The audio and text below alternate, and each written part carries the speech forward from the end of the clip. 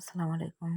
গেলাম সিলেট শহরে স্যান্ডেল কিনতে, দুইজনের দুই জোড়া, আমার হাজব্যান্ডের এক জোড়া, আমার এক জোড়া স্যান্ডেল নেওয়ার জন্য এই যে আসলাম। অনেকগুলো দেখলাম, দুইটা শোরুম, তিনটে শোরুম।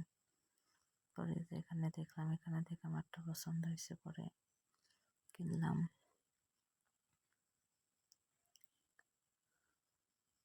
অনেক সুন্দর সুন্দর কালেকশন ছিল, ডিসকাউন্ট অফার চলতেছিল এখানে অল্প কিছু জিনিসের উপর।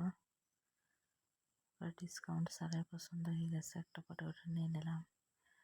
এই যে বের হয়ে এখন গেলাম পানসি রেস্টুরেন্টে। এখানকার ফালুদা আমার কাছে অনেক ভালো লাগে, ফালুদা অর্ডার করলাম, এই যে নিয়ে আসছি।